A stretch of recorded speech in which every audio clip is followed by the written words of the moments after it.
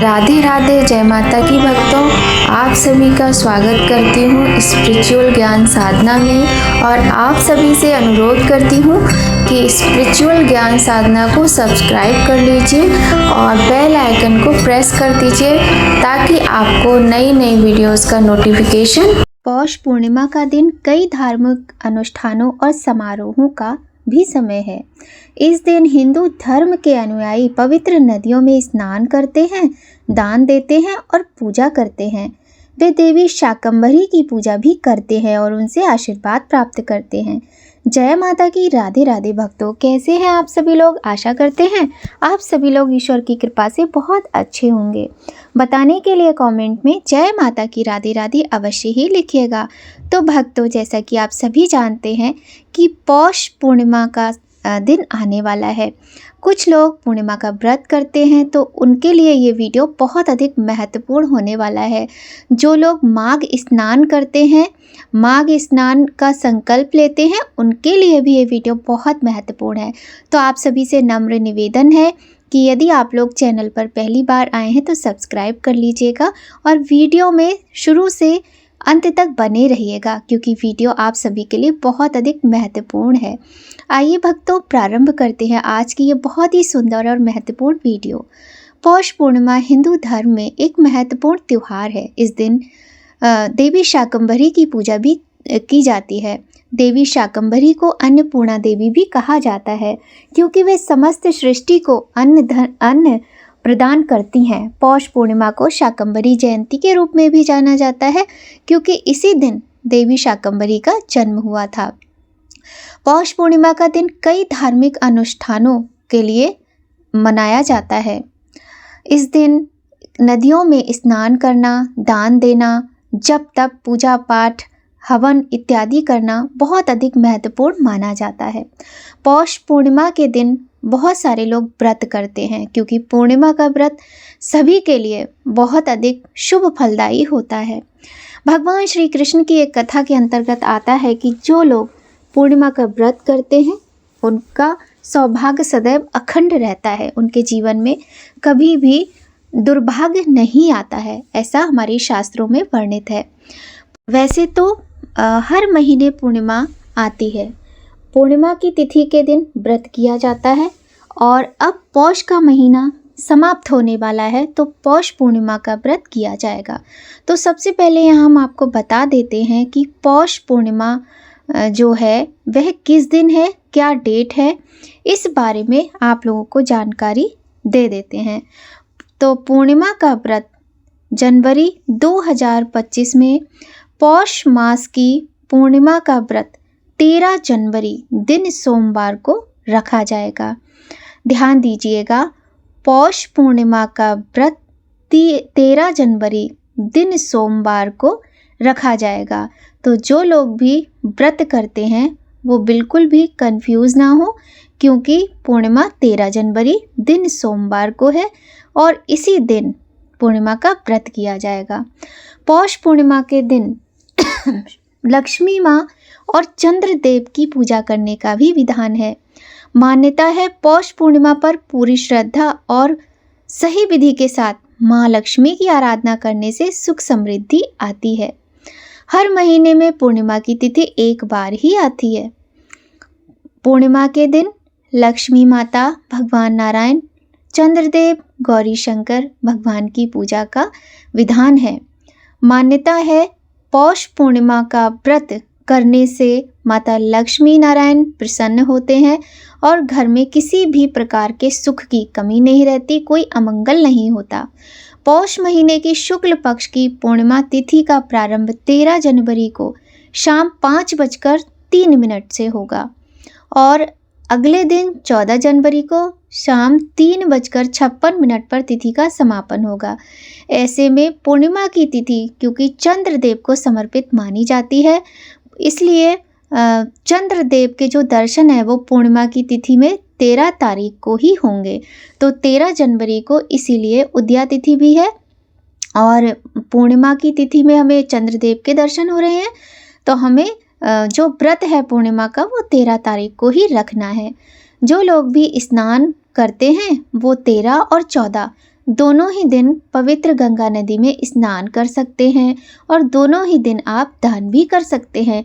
किंतु यदि आप सत्यनारायण भगवान की कथा करते हैं तो आपको 13 जनवरी दिन सोमवार को ही कथा का आयोजन करना चाहिए।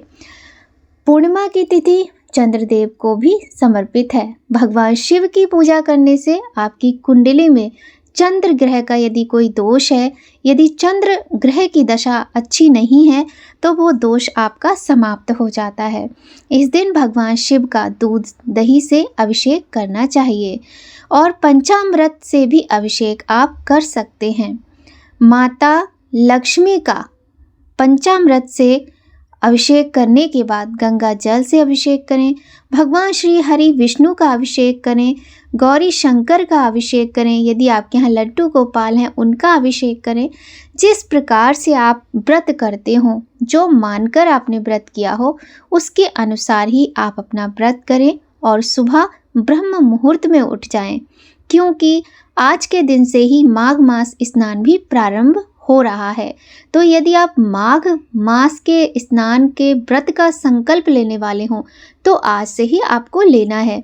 और माघ मास का स्नान भी 13 जनवरी दिन सोमवार से ही प्रारंभ होगा। और माघ मास जब हम स्नान करते हैं तो आपको ध्यान रखना है कि प्रातःकाल सुबह तड़के 4 बजे आपको उठना होता है और 4 बजे उठकर ही आपको स्नान आदि से निवृत्त होकर भगवान की पूजा पाठ करनी होती है। तो माघ मास की वीडियो आपको इस वीडियो के बाद मिल जाएगी। और आप सुबह उठें, सूर्य नारायण भगवान को जल चढ़ाएं। तुलसी माता की पूजा का भी विशेष प्रावधान बताया गया है। देवी सूक्त का, लक्ष्मी सूक्त का आप पाठ कर सकते हैं, सत्यनारायण भगवान की कथा सुन सकते हैं और भगवान को खीर का भोग लगाएं। यदि आपके घर में किसी भी बच्चे की किसी भी तरीके से दिमाग में यानी बुद्धि में कोई समस्या है कि कम बुद्धि का बच्चा है, किसी भी तरीके से उसको कोई चंद्र ग्रह की समस्या है, तो उसके लिए आप खीर अवश्य बनाया करें प्रत्येक पूर्णिमा पर। और खीर बनाकर चंद्रदेव के प्रकाश में आप रखें। जब उनकी किरणें उसमें पड़ जाएं, उसके बाद आप वो खीर अपने बच्चे को अवश्य खिलाएं। ऐसा आप प्रत्येक पूर्णिमा पर यदि करते हैं तो आप स्वयं ही इस चीज़ को देखेंगे कि किस प्रकार से आपके बच्चे की बुद्धि का विकास होता है। और चंद्रदेव को बहुत से लोग अर्घ देते हैं पूर्णिमा व्रत में और बहुत से लोग सिर्फ सत्यनारायण भगवान की कथा करते हैं। तो आप चंद्रदेव को अर्घ दें तो वह व्रत भी आपको सोमवार 13 जनवरी को ही करना है। और भगवान सत्यनारायण की कथा सुननी चाहिए और श्री हरि विष्णु और माता लक्ष्मी की आरती अवश्य करनी चाहिए। आप तुलसी की माला पे भगवान विष्णु के मंत्रों का जाप कर सकते हैं। कमल गट्टा और स्फटिक की माला पे माता लक्ष्मी के मंत्रों का जाप कर सकते हैं। साथ ही जो रुद्राक्ष की माला होती है उस पर आप रुद्राक्ष की माला पर आप नारायण और लक्ष्मी, शिव और गौरी सभी देवी देवताओं के मंत्रों का जाप कर सकते हैं। पौष पूर्णिमा बहुत अधिक महत्वपूर्ण है। इस दिन व्रत रखने से हमारे जीवन में हमें सभी समस्याओं से मुक्ति मिलती है, चाहे वो धन की कमी हो, संतान का अभाव हो या फिर हमारे घर में सुख शांति की कमी हो। यदि हम पूर्णिमा का व्रत करते हैं तो हमारे जीवन से हमें सभी कष्टों से मुक्ति मिलती है। तो भक्तों, वीडियो आपको कैसी लगी ज़रूर बताइएगा। और हाँ, आपसे नम्र निवेदन करते हैं, यदि चैनल पर पहली बार आए हैं तो सब्सक्राइब कर लीजिएगा, बेल आइकन को प्रेस कर दीजिएगा ताकि आपको महत्वपूर्ण वीडियोस का नोटिफिकेशन सबसे पहले मिल जाए। भक्तों, पूर्णिमा 13 जनवरी को है और 13 जनवरी दिन सोमवार से ही माघ मास स्नान प्रारंभ होगा और तीर्थराज प्रयागराज में महाकुंभ 2025 का आगाज एवं कुंभ स्नान पर्वों की श्रृंखला का शुभारंभ होगा, जिसकी पूर्णता महाशिवरात्रि 26 फरवरी को होगी। और इस दिन का बहुत अधिक महत्व है। इस बार 2025 में महाकुंभ है जो कि प्रयागराज में है। पौष पूर्णिमा सोमवार को पड़ रही है क्योंकि सोमवार का दिन है और सोमवार चंद्र ग्रह का दिन है। चंद्रमा पूर्णिमा तिथि को अपनी सभी कलाओं से युक्त होकर सोम तत्व का जल में सृजन करेगा। महाकुंभ 2025 का इसी शुभ तिथि मुहूर्त से शुभारंभ है। पौष पूर्णिमा पर्व का विशेष महत्व शास्त्रों में वर्णित है। इस दिन से ये तो हम बता ही चुके आपको कि माघ मास का स्नान भी प्रारंभ हो जाएगा।